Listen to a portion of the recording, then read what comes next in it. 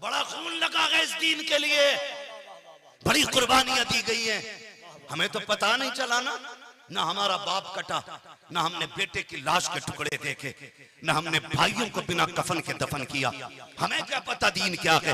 पूछ कभी फिलिस्तीन वालों से, कभी 6 माह के बच्चे की जली लाश उठाते हैं, कभी 6 साल के बच्चों के कटे गले दिखाए जाते हैं। उनसे पूछो तो सही ये कुर्बानियां किसके लिए है। आज भी उनका ऐलान यही है कि ये एक एक बच्चा तो क्या, हम अपनी पूरी हस्ती फना कर देंगे, लेकिन मुस्तफा के दीन पे आंच नहीं आने देंगे। ये फिलिस्तीन के बच्चों की सदाएं हैं। अभी हमारे घर पे बम नहीं गिरा है, अभी बच्चे नहीं काटे गए हैं, इसलिए इस्लाम की कदर नहीं है। यूं कि तुम बेटियों को आवारा निकाल देते हो। नहीं मेरे भाई, कदर करो इस्लाम की। शायद तुम्हें तारीख याद ना हो तो बताता चलो, तुम्हें पता है जंगे उहद का मौका है। मेरे नबी के शफीक चचा जो मुस्तफा की ताकत भी कहे जाते थे, आका की कमर का जोर जिन्हें कहा जाता था, जिनको मुस्तफा का शेर कहा जाता था, अल्लाह अकबर, वो अमीर हमजा जो मुस्तफा के जिगर का टुकड़ा है, वो अमीर हमजा जो मुस्तफा की हिम्मत थे। जब आए गए दीन में तो दीन को ताकत मिल गई है। उसी अमीर हमजा की कहानी सुन प्यारे, आज के बाद बेटियों को घर से मत निकालना। तुझे क्या पता दीन पे कितनी बड़ी कीमत लगी है। जब जंगे उहद हुई है, मेरे महबूब ने कहा था शहीदों के लाशें इकट्ठे किए जाए। सहाबा लाशें उठा के ला रहे हैं, लेकिन जब खबर मिली है सहाबा मेरा चचा कहाँ है, किसी ने कहा या रसूल अल्लाह फला गड्ढे में लाश पड़ी हुई है। आका करीम ने कहा जाओ मेरे चाचा को उठा के लाओ। जब उठाने की बात आई है, सहाबा की गर्दनें झुक गई थी। या रसूल अल्लाह सारी लाशें उठाई जा सकती है, लेकिन अमीर हमजा की लाश को नहीं उठाया जा सकता। मेरे महबूब ने कहा था क्या हुआ, कहा आका देखो तो सही, ना आंखें सलामत है, ना उनका सीना सलामत है, उनका कलेजा भी निकाला गया है, ना कान भी कट चुके हैं। जब मेरे महबूब ने इतना सुना है, दर्द इतना हुआ कि महबूब ने आज सर पे काली पट्टी बांध ली है, काली पट्टी बांध ली है। कहते हैं सहाबा मेरे चचा के बारे में बताओ, मेरे चचा के बारे में बताओ। और तुझे क्या पता दीन पे क्या लगा है, दीन कैसे हम तक पहुंचा है। हमारी खैरत जाग जानी चाहिए, तारीख उठाइए। जब महबूब चचा की लाश के पास आए हैं, खुदा की कसम जमीन कांप रही थी, जमीन कांप रही थी। कौन दर्द का अंदाजा लगाएगा। जब हजरत सफिया आई है, भाई की शहादत की खबर सुन के मेरे नबी ने कहा था सुनैर अपनी बहन को जाकर रोक दो, अपनी अम्मी को जाकर रोक दो, कहीं ऐसा ना हो कि ये भाई के लाशे को आके देख ले। अगर देख लिया तो बहन के बर्दाश्त न कर सकेगी। क्या हाल था मेरे नबी के शफीक चचा का, तारीख उठा करके देखिए। उस महबूब ने फिर भी दीन फैलाने के लिए कायनात को तरसे खुफत भी दिया, बराबरी का भी सबक पढ़ाया है। तारीख पढ़े तो सकी। जब उसी लाशे को दफन करने की बारी आई है, मेरे महबूब के एक और सहाबी है जिनके लिए कोई कपड़ा ना था, उनको तारीख में मुसअब बिन उमैर कहा जाता है। ये भी मुस्तफा के शहीद लाडले सहाबी हैं। जब दोनों लाशों को ला के रखा गया और रखने के बाद कफन कर लिए, जब कब्र में उतारा गया, आका करीम कहते हैं लाओ सहाबा कोई चादर है। हजरत सफिया आगे बढ़ी, महबूब अपने भाई के लाशे के लिए मैं 2 चादरें लेकर के आई हूँ। मुस्तफा ने चादरों को देखा, चादरें 2 हैं जो हजरत अमीर हमजा के लिए आई है, सामने 2 लाशें हैं। मेरे नबी ने ये नहीं कहा था कि ये दोनों चादरें मेरे चचा को दे दो, बल्कि आका करीम का तारीख साफ फैसला सुनना। मेरे नबी ने कहा था कि सहाबा जी या रसूल अल्लाह कि एक चादर मेरे चचा को दे, एक चादर मुसअब बिन उमैर को दे। एक सहाबी ने कहा या रसूल अल्लाह एक चादर छोटी है, दूसरी बड़ी है, किसको क्या दिया जाए। मेरे नबी ने कहा कि यहाँ पे कुरा डाल लिया जाए, जिसके नाम में जो चादर आ जाए उसको वो चादर दे दी जाए। अल्लाह अकबर। जब कुरा डाला गया, बड़ी चादर मुसअब बिन उमैर के हिस्से में आती है, छोटी चादर मेरे चचा के, मेरे नबी के चचा के हिस्से में आती है। जब अमीर हमजा को चादर उड़ाई गई है, पैर छुपाते हैं तो चेहरा खुल रहा है, चेहरा छुपाया जाता है तो पैर खुल रहे हैं। आज तो 20-20 हजार का कफन देने को मौजूद है, फिर भी इस्लाम से प्यार नहीं है। आज लाखों की दौलत दो, हम 40वें के नाम पे लोगों को दावतें खिलाने में उड़ा देते हैं। हमें क्या पता इस्लाम कैसे पहुंचा है। पर तारीख उठा करके देख तो सके। जब चेहरा छुपाया जा रहा है, पैर खुल रहे हैं, पैर छुपाए जा रहे हैं, चेहरा खुल रहा है। सहाबा ने कहा था या रसूल अल्लाह क्या किया जाए, चादर इतनी छोटी है कि पैर छुपाते तो सर खुल जाता है, सर छुपाते तो पैर खुल जाते। मेरे नबी की आंखों में आंसू थे। फरमाया सहाबा मेरे चचा के चेहरे पे कपड़ा डाल दो। आका पैर खुल गए हैं, फरमाया हाथ से छुपा दो। तारीख गवाह है, दुनिया जानती है, मेरे नबी ने अपनों की कुर्बानी इसलिए दी ताकि कयामत तक इस्लाम का परचम यूं ही लहराता।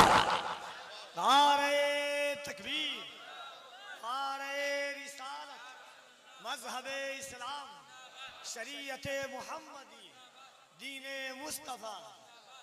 कदर करो इस दीन की यार, बड़ी मेहनत से ये दीन पहुंचा है, बड़ी कुर्बानियां है इस दीन में। मेरी बहन, मेरी बेटी, जब तेरा भी जी चाहे ना किसी मेले में निकलने का, तो तुझे खुदा का वास्ता कुछ सोचना या मत सोचना, मदीने वाले का एहसान याद कर लेना, सिर्फ हुजूर का एहसान याद कर लेना। ये मेले, ये बाजार क्या देंगे तुझे सिवाय रुसवाई के? कुछ नहीं देंगे। तू दुनिया में चमक दमक के चक्कर में पड़ी है, रब ने तेरे लिए जन्नत में चमकते महलात बना डाले हैं। हाँ, तेरा इंतजाम तो जन्नत में कर दिया गया है। मेरी बहन, तेरा कदम नहीं बहकना चाहिए। और नौजवानों, बहन बेटियों को समझाओ, इन्हें संभालो, इन्हें बताओ तुम्हें कनीज़े फातिमा ज़हरा बनाया गया है, तुम्हें कनीज़े फातिमा ज़हरा बनाया गया है। और ये सारे तमाशे जो हो रहे हैं ना नौजवानों, हमारे घरों में चलने वाले सीरियलों ने हमारी पूरी कायनात तबाह कर रखी है। जो रियल लाइफ में देखते हैं वही रियल लाइफ में लेके आते हैं, और हम ये सोचते हैं कि ये 3 घंटे का कैरेक्टर हमारी जिंदगी गुजरवा देगा। नहीं, इस 3 घंटे के कैरेक्टर से तेरी जिंदगी नहीं बनेगी। अगर तुझे जिंदगी गुजारनी है ना, तो खातून जन्नत का 26 साल कैरेक्टर याद करना पड़ेगा।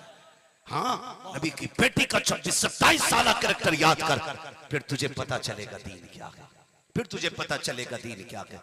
गैरत चली गई हमारी, और हम ही से कहते हैं ये उर्स है हमारा, मेला है हमारा, हमने तमाशे बना दिए। हुजूर शहीद मिल्लत आज मजार में लेटे गए।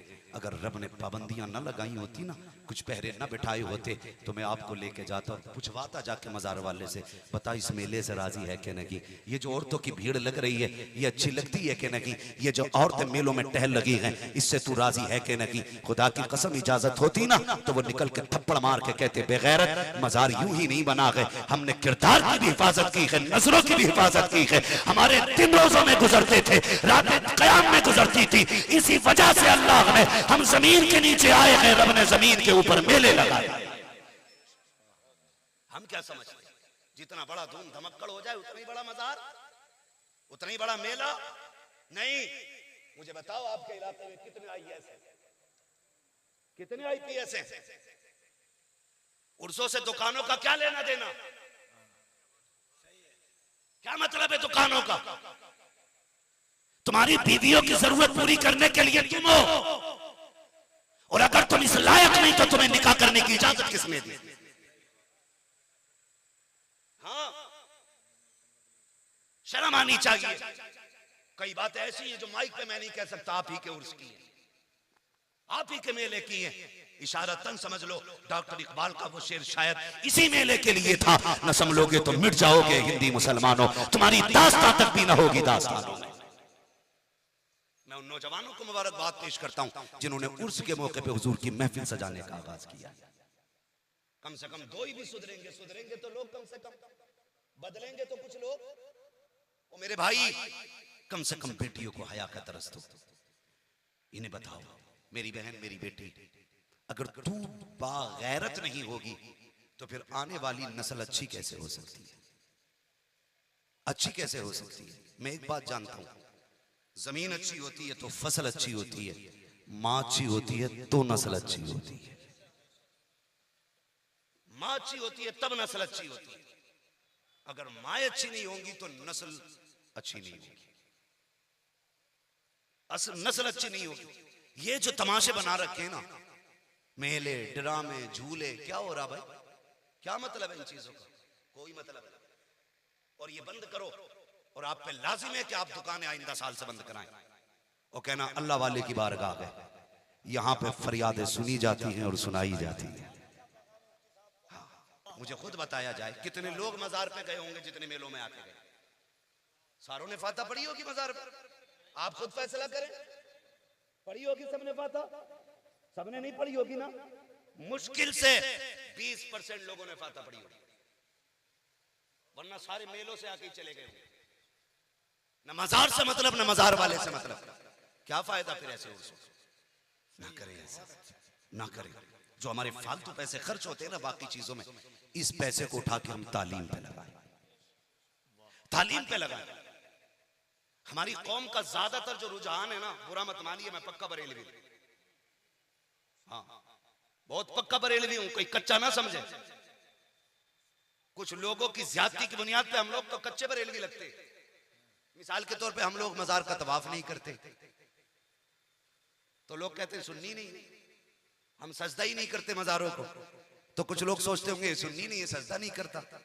हम चादर पे चादर नहीं चढ़ाते सोचते होंगे सुन्नी नहीं है, जबकि ये सारी चीजें मसलक आला हज़रत के खिलाफ है। आला हज़रत का नाम बदनाम ना करें। कई जगह मुजाबिरों को देखा सजदे करवा रहे हैं यार, कोई तरीका डूब पड़े ऐसे मुजाबिरों पे, पैरों में गिरा रहा थपकी दे रहा। एक होता चूमना, पैर चूमना अलग चीज है, और मत्था टेक रहा है यहां पे, ये सजदा नहीं तो क्या है भाई? क्या कर रहे हैं आप? क्या तरीका है हमारा? इसे इस्लाम समझते हैं हम लोग? ये मसलक आला हज़रत के खिलाफ है। और चादर पे चादर चट्टा लगा देते और फिर वो गठरी बन के जाती है किसके घर? मुजाबर के घर। फिर मुजाबर दुकान पे बेच लेता। हमें तेरी तिजारत से कोई लेना देना नहीं। मसला इस बात से है कि जब एक चादर पहले से तो दूसरी चढ़ाई क्यों? ये मसला क्या आला के खिलाफ है? बताओ भाई, क्यों चढ़ा रहे? जरूरी है? ठंड लगती है वली को? नहीं ना, क्यों चढ़ाई? क्या मतलब है? सिर्फ रस्में चली आ रही। एक ने चढ़ा दी तो दूसरे ने भी। अच्छा, चादर से नीचे नजर मानता ही नहीं कोई। अल्लाह मेरा ये काम करा दे, बाबा के मजार पे चादर चढ़ानी है। हो सकता है भाई किसी खानकाही बंदे को मेरी बात कड़वी लग जाए। एक बार मैंने कह दिया तो औरतों को मजार पे मत भेजो, तो पूरी वीडियो बना दी उस मौलवी ने, और कह रहा ये वहाबियत की तरफ जा रहा मौलवी। औरतों से पैर दबाना सुन्नियत समझते हैं लोग, शर्म आनी चाहिए। तो कह रहा ये वहाबियत की तरफ जा रहे हैं। ओ मेरे भाई जरा समझो, थोड़ा दिमाग लगाओ। कपड़ा ही अगर उनके नाम पे देना है ना, एक जोड़ा खरीद और देख गांव में गरीब बच्ची कौन है। चादर की जगह पे अगर पहले से एक चादर वहां चढ़ी है तब उस जोड़े को मजार पे ला और साहिब मजार से आके कहे बाबा ये तेरी तरफ से फला गरीब की बेटी के लिए, आपकी तरफ से ये फला बेवा के लिए है, आपकी तरफ से फला यतीम के लिए है। हुजूर मैंने सुना है उसके घर 8 दिन से खाना नहीं बना है, आपकी तरफ से ये नाच लेके आया हूँ, फला गरीब को देने जा रहा हूँ। खुदा की कसम खा के कहता हूँ तेरी चादर उसकी बारगाह में इतनी जल्दी कबूल नहीं होगी जितना गरीब का जोड़ा खुदा की बारगाह में कबूल हो जाए। लेकिन करते ही कोई नहीं। आपके इलाके में मजारों पे ना उर्स ज्यादा हो रहे हैं और होने चाहिए, लेकिन ऐसे मजारों पे किया करो जो मजार हुआ करें। कम से कम अब्बा कोई दबा ले वहां, हाँ कोई तो दबा हो, एक भी दफन नहीं होता। और उर्स चल रहे हैं भाई, तमाशा करके रख दिया, बिल्कुल मजाक समझ रखा है मजारों का, मजाक बना के रख दिया। नहीं, ऐसे काम ना करो, पूरा फोकस बिल्कुल मजार पे। अच्छी बात है वलियों से प्यार करना, हम भी मानते हैं, लेकिन उतना मानो जितना मानने का हक है और जितना मानने का हुक्म दिया गया। औरत क्या जी मैंने पतीला ही बोला था तो लेके जा रहा है। चाहे बेचारे पे बच्चों की दवा के लिए पैसा नहीं है, लेकिन बाबा के दौरे पतीला चढ़वाने बीवी को लेके जा रहा है। फाता तो यहां से भी हो सकती है ना, जहां हो वहां से फाता हो सकती है यार। जहां खड़े होकर नियत बांध लो वहां से नमाज हो सकती है, तो जहां बैठ के हाथ उठा दो वहां से फाता नहीं हो सकती? हो सकती है कि नहीं? हो सकती है ना। तो फिर ये औरतों का मेला क्यों? कह रहे अगर ना लेके गया ना तो फिर मसला यह है कि तरकारी में मिर्च ज्यादा हो जाएगी, यही तो डर है। तो ये ना करें, खालिस दीन पे अमल करें। खालिस दीन पे आप पर अपने पैसा दिया। आपके इलाके की खबर है, कुछ दिन पहले अभी उर्स था और उर्स में क्या हुआ? कव्वालियां। इसी इलाके की बात है, आपके गोंडा बहराइच बलरामपुर इसी एरिया की बात है। कव्वालियां हुई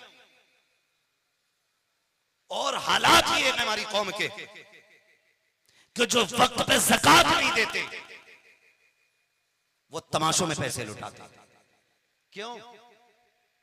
वक्त पे ज़कात दो, फर्ज है आप पे, कर्ज है आप पे, नहीं दोगे तो कूटे जाओगे, बचना नहीं है। इसलिए मेरे भाइयों गुजारिश है, कव्वालियों तमाशों की महफिलों से बचें, दीनदारी के काम करें। अल्लाह ने अगर दौलत से नवाजा है, आपको रब ने पैसा दिया है, आपके पास पैसा है, उस पैसे को उठाएं, अपनी बस्ती के अंदर देखें कि हमारी बस्ती के अंदर कौन बच्चा पढ़ने में अच्छा है, कौन ज़कीन है, कौन आगे बढ़ना चाहता है लेकिन गुर्बत आगे नहीं बढ़ने देती। उस पैसे को उठा करके उसकी फीस में लगा दो, उसे IAS IPS बना दो और साथ में मुस्तफा का गुलाम भी बनाओ। इसलिए कि अगर वो इंसाफ की कुर्सी पे बैठेगा, खुदा की कसम अगर गलत फैसला करेगा, मुस्तफा की मोहब्बत उसे गलत फैसले से रोकेगी और वो फिर गलत फैसला नहीं करेगा, बल्कि जबान उसकी होगी, पैगाम मदीने वाले मुस्तफा का उसकी जबान से निकलेगा। नारे तकबीर, नारे रिसालत, मसलके आला हजरत। बहुत खूब, जिंदाबाद जिंदाबाद। तो इंशाल्लाह हालत सुधारेंगे और उसकी वादा करें इंशाल्लाह। इंशाल्लाह। कड़वी लग रही है ना बातें, मत बुलाना, लेकिन ये खत्म करो।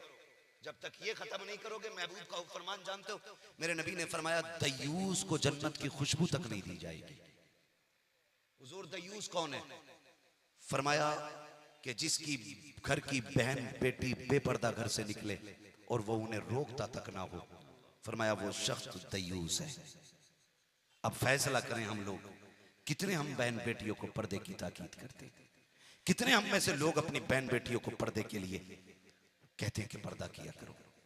खुदारा कोशिश ये करें, क़यामत में हुजूर को मुंह दिखाना है, हुजूर को मुंह दिखाना है। नौजवानों, ये चंद साल जिंदगी है, आमतौर पे अगर जी भी लिए 60-70 साल बस, वरना गारंटी उसकी भी नहीं है। कल अल्लाह जाने कौन कल का सूरज देखेगा, कौन नहीं देखेगा। किसी को नहीं खबर है कोई फजर पढ़वाएगा कि नहीं पढ़ पाएगा, किसी को नहीं पता है, कोई नहीं जानता है। मगर फिर भी अगर 60-70 साल उम्र हो भी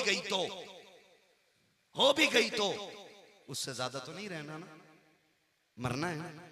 बोले मरना है कि नहीं? हमने कितने जनाजे उठाए, हमने कितने लोगों को दफन किया, हमारी आंखें नहीं खुली। हमें नहीं लगता कि एक दिन हमें भी मौत आनी है? हमें ख्याल होना चाहिए ना, हमें भी मरना है। तो फिर बोझ बन के दुनिया पे ना रहो, फूल बन के दुनिया में रहा कर। फूल बन के दुनिया में रहो। बोझ और फूल का मतलब समझे। जब कोई पापी मरता है ना तो लोग हटते हैं, यार क्या कंधा देना है, शराबी था, क्या कंधा देना है, जुआरी था। लोग बोझ समझते हैं, जल्दी पकड़ भाई वजन लग गया। लेकिन अगर कोई नेक शख्स मर जाए, तुमने देखा होगा एक दूसरे को धक्का देते हैं, चल भाई अब मेरी बारी है, अब कंधा मुझे देना है, अब कंधा मुझे देना है। वजन नहीं लगता, क्यों? इसलिए कि ये जो जनाजे में लेट के जा रहा है ना, ये सिर्फ अपनी जन्नत पक्की करके नहीं लाया, बल्कि जितने जनाजे में साथ आए हैं सबकी जन्नत पक्की करके जा रहा है। तैयारी करें, आखिरत की तैयारी करें। मरना एक दिन, मौत आनी है। समझें, जरा गौर करें मेरे भाई, हालात कितने बद से बदतर होते जा रहे हैं। आप जानते हैं हमारी बहनें मुर्तद होती जा रही हैं, दीन से पिटती जा रही हैं, और जिम्मेदार फिर भी मौलवी हो जाता कि मौलवियों ने नहीं रोकी, मौलवियों ने नहीं रोकी। मौलवी क्या रोकेगा यार, मौलवी क्या रोकेगा? जैसे मुअज्जिन का काम सिर्फ अजान पढ़ना है ना, वैसे मौलवी का काम सिर्फ बताना है। मुअज्जिन अजान पढ़ के किसी नमाजी का कान पकड़ के घर से नहीं लाता है, इसी तरह मौलवी का काम बताना है, गर्दन पकड़ के मनवाना नहीं है। आप ये जिम्मेदारी उठाओ, आप ये जिम्मेदारी उठाओ, अपने घरों की जिम्मेदारियां उठाओ। खुदा की कसम फिर मर के देखो, अगर बहन बेटी तेरी वजह से जन्नती हो गई ना, तो तू बहन बेटी की वजह से जन्नती हो जाए, तू बहन बेटी की वजह से जन्नती हो जाएगा। सुने जरा, आज तो तरगीब दी जाती है, तरगीब कहते डरिए मत, शोहर कुछ कहना आ जाइए, अम्मा कहती है कोई बात नहीं है, 22 साल रोटी खिलाइए और खिला लेंगे 10-20 साल। ये माँ कहती है बेटी से, और खिला लेंगे 10-20 साल। बताओ इससे घर आबाद होते हैं कि बर्बाद होते हैं? सारे बोले हैं बर्बाद होते हैं ना इससे घर, कि और खिला लेंगे 10-5 साल रोटी, कोई नुकसान की बात नहीं है। सुने, हुजूर का दौर है, हुजूर का जमाना है।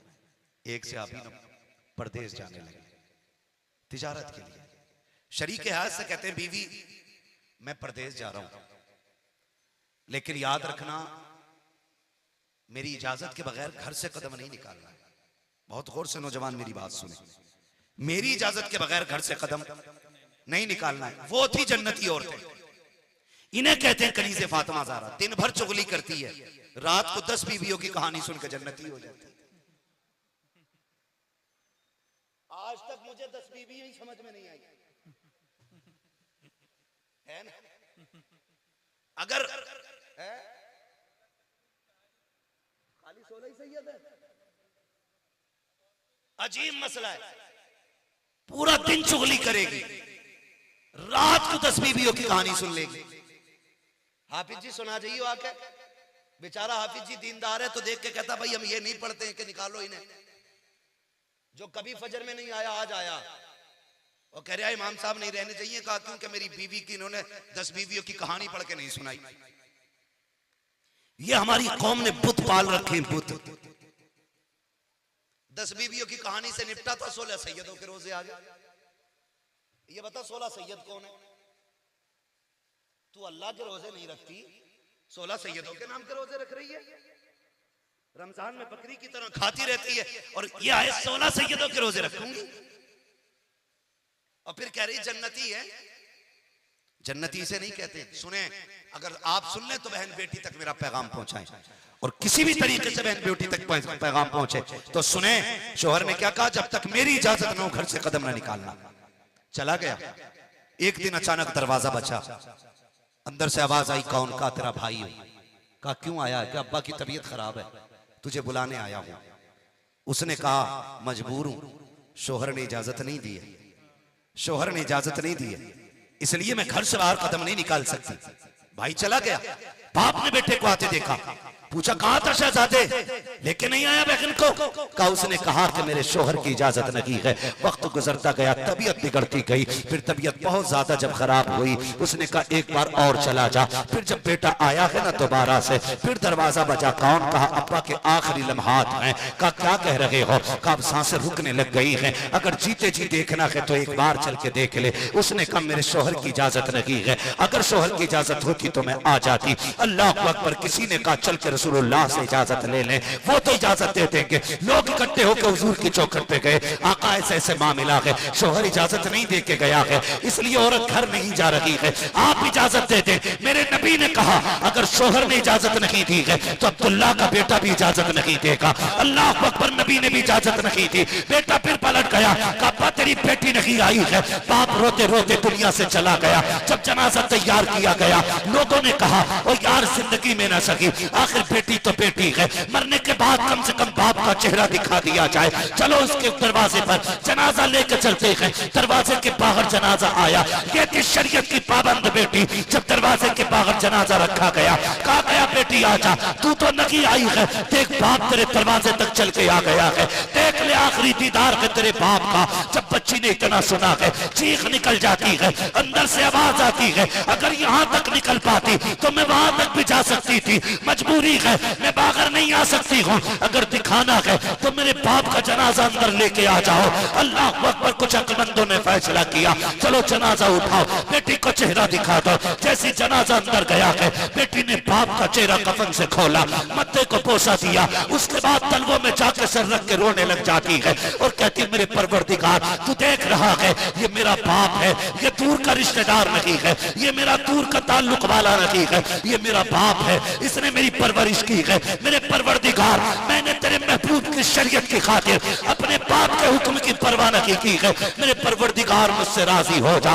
ये कहते कहते बेटी ने बाप को अलविदा किया है। जब लोग दफना के आ गए, अगली रात जब आई है, लोगों ने देखा ये शख्स जिसे कल दफनाया था आज जन्नत की बहारों में टहल रहा है, जन्नत की बहारों में है। किसी ने कहा यार बता तो सही इतनी जल्दी तू जन्नत में कैसे आ गया? उसने कहा अमल तो अच्छे नहीं थे, नेकियां तो इतनी नहीं थी, गुनाह बहुत ज्यादा थे। कहा फिर बख्शा कैसे गया? कहा मुझे अपने अमल का तो नहीं पता, लेकिन इतना जानता हूँ जब कब्र में पहुंचा रब ने फैसला सुना दिया, फरिश्तों इसकी बेटी शरीयत वाली है, हमने उसके सदके में इसे जन्नत वाला बना। सुभान अल्लाह। नारे तकबीर, नारे रिसालत, मसलके आला हजरत, फैजाने आला हजरत, उर्से शहीद मिल्लत जिंदाबाद जिंदाबाद। बहुत खूब। मेरे भाई बहन बेटियों को पर्दा सिखाए, उन्हें पाबंद शरीयत बनाए, उन्हें दीन सिखाए। मेलों से वली पैदा नहीं होंगे, पर्दे से वली पैदा होंगे, शरीयत की पाबंदी से वली पैदा होंगे। आपके इलाके में बताओ कितना बड़ा इदारा चलता आपकी बस्ती में है? इदारा मौलवियत तक पढ़ाई होती है इस गांव में है? मेरे भाइयों, मैं आपको मशवरा दूंगा, आप उर्स भी करें लेकिन पूरी अपनी तवज्जो तालीम पे दें। आप मदरसे को बेहतर करें, इसलिए कि अगर पढ़ने वाली कौम जब जिम्मेदारियां संभालती है ना तो फिर हर चीज मुमताज नजर आती है, मुमताज नजर आती है, हर चीज जुदा नजर आती है। आपसे मेरी इतनी गुजारिश है मेरे भाई, अपना पैसा मदरसों में लगाइए, बच्चों की तालीम पे लगाइए। खुदा करे आपके मकतब आज जो मकतब की शक्ल में है, कल आने वाले दौर का ये दारुल उलूम हो जाए, माशाअल्लाह, सुभान अल्लाह। आने वाले दौर का एक जामिया बने और इस मकतब के जरिए हर घर के अंदर एक कुरान का पौधा नजर आना चाहिए। पढ़ाएंगे इंशाअल्लाह बच्चों को, पढ़ाएंगे भी या खाली चंदा ही देंगे? पढ़ाएंगे भी इंशाअल्लाह। मैं आपसे गुजारिश करूंगा, कितने लोग हैं कमेटी वाले, इधर हाथ उठा के बता दें। जलसे की कमेटी वाले, उर्स की कमेटी वाले लोग उठाएं, डर क्यों रहे भाई? हाथ उठा दे, कितने लोग हैं? अल्लाह सलामत है। सारे कमेटी वाले लोग हैं ना जलसे की। आप ना खाली उर्स की जिम्मेदारी नहीं, आप दीन की भी जिम्मेदारी संभालिए, आप दीन की भी जिम्मेदारी संभालिए। आप सिर्फ साल में एक चंदा करके उर्स ना कीजिए, चंदा करके कुरान भी पढ़ाइए। ये नहीं दिखाना है हमने इस बार किसको बुलाया था जलसे में, ये दिखाना है हमने इस बार अपने मदरसे से 7 हाफिज कुरान बनाए। सुभान अल्लाह, सुभान अल्लाह। ये कोशिश करनी है हमने अपने इदारे से इस बार 10 हाफिज कुरान बनाए। अगर आपने ये होड़ लगा ली ना, फिर खुदा की कसम मरने की देर होगी, जन्नत में जाने में देर नहीं लगेगी। सुभान अल्लाह, बेशक जन्नत में जाने में देर नहीं लगनी है, इसलिए कि कुरान खुद शफाअत के लिए खुद आएगा तुम्हारी। तो अपनी सारी तवज्जो आप तालीम पे लगाएं, कुरान पे लगाएं, पढ़ने पढ़ाने पे लगाएं, अपने बच्चों को पढ़ाइए। आपके बच्चे पढ़े लिखे होंगे तो खाली ढोलक की तरफ नहीं भागेंगे, है ना? सारे लकीर के फकीर नहीं बनेंगे, सारे वो है ना जिधर एक भेड़ उधर को सारी भेड़ है, ऐसा नहीं होगा, फिर कुछ गलत नहीं होगा इंशाअल्लाह उल अजीज। फिर देखोगे, मैं तो ना नौजवानों को सिर्फ किसी का बेटा समझ के नहीं देखता हूँ, मैं समझता हूँ कि आप दीन का मुस्तकबिल है। आप जितने नौजवान हो दीन के मुस्तकबिल हो, जितने आप अच्छे हो जाओगे उतना ही दीन अच्छा लगने लग जाएगा, जितने आप मजबूत हो जाओगे उतना ही दीन मजबूत होता चला जाएगा। हर नौजवान की जिम्मेदारी है कि अपने दीन से प्यार करे, अपने महबूब से प्यार करे, अपने रसूल से प्यार करे, अपने आका के दिए हुए तरीके से प्यार करे। और हमें हर हाल में दीन बचाना है, हर हाल में दीन बचाना है। दीन के लिए जान भी देनी पड़ी तो हमें जान की परवाह नहीं करनी है, इसलिए कि जान देने का तरीका हमें करबला के 72 शहीदों ने दिया। हौसला कर देखना है तो करबला वालों से हम सीखेंगे, हमें दीन के लिए कुछ भी करना पड़े करेंगे। मारेरा शरीफ से बड़ी प्यारी आवाज दी जाती है, कहा जाता है आधी रोटी खाएंगे बच्चों को पढ़ाएंगे, आधी रोटी खाएंगे, सारे बोले आधी रोटी खाएंगे बच्चों को, बच्चों को। ये पीछे वाले क्यों नहीं बोल रहे हैं? बच्चे नहीं है तुम्हारे? उनसे तंबाकू कुटवाना है या पढ़ाना है उन्हें? तो आधी रोटी खाएंगे बच्चों को, बच्चों को पढ़ाएंगे।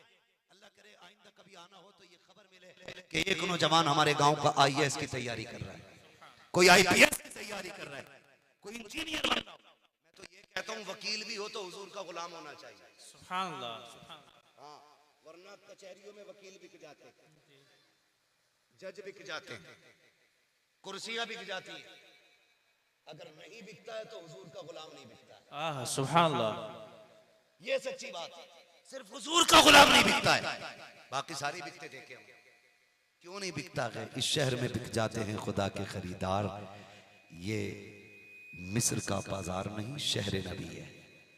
हाँ, इश्क दिल में पैदा करें हुजूर का, इश्क दिल में पैदा करें, वरना अल्लाह माफ करे बड़ी ठगी चल रही है, हर चीज बड़ी ठगी चल रही है।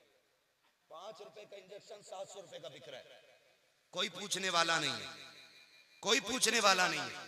अगर किसी गरीब ने कहीं पे ना 5000 रुपए का प्लाट खरीद लिया तो इंक्वायरी बैठती है, ये खरीदा कहां से 5 लाख का तूने? गरीब से 1000 पूछताछ होती है। 5 रुपए का इंजेक्शन 500 रुपए में बिक रहा है, कोई पूछने वाला ही नहीं। दवाइयों के बगैर गरीब मर रहे हैं, कोई देखने वाला ही नहीं। डॉक्टर भी पानी सिलेंडर में भर भर के लगा रहे हैं, किसी को फिक्र ही नहीं। काश MBBS भी हो, साथ हुजूर का गुलाम भी हो। और फिर जब वो दवा देना तो दवा हर दर्द की दवा है, सल्ले अला मोहम्मद, क्या नुस्खे शिफा है, सल्ले अला मोहम्मद। जब वो दुरूद पढ़ के गोली देगा ना तो दवा बाद में असर करेगी, मदीने वाले का दुरूद पहले असर करेगा, सुभान अल्लाह, सुभान पहले असर करने लग जाएगा। यही तो हम चाहते हैं, आप पढ़ें और आगे बढ़े और फिर अपने मुल्क को भी मजबूत करें, अपनी दीन को भी मजबूत करें। करेंगे इंशाअल्लाह ऐसा। इंशाअल्लाह आइंदा किसी मेले में किसी उर्स में बदतमीजी नजर नहीं आनी चाहिए। फजर का वक्त हो चला है, आपसे गुजारिश है आप नमाज पढ़ने के बाद सोएंगे इंशाअल्लाह। नमाज के बाद सोएंगे ना इंशाअल्लाह, वादा करते हैं सारे इंशाअल्लाह। फजर की नमाज पढ़ के सोइएगा, फजर का वक्त हो गया है। और कोशिश आप ये कीजिएगा, कभी बुलाया जाए ना मुझे तो थोड़ा जल्दी बैठा दिया जाए, मेरे हिस्से में रात का आखिरी हिस्सा है, ऐसे वक्त पे बैठाएं ताकि थोड़ा सा बात भी कर ली जाए। बहुत अच्छा आपका जलसा रहा, शुरू से आखिर तक सारी तकरीरें कामयाब रही, सारे शुआरा कामयाब रहे। थोड़ी देर मैंने ये तोड़ जोड़ की और कुछ समझाने की कोशिश की,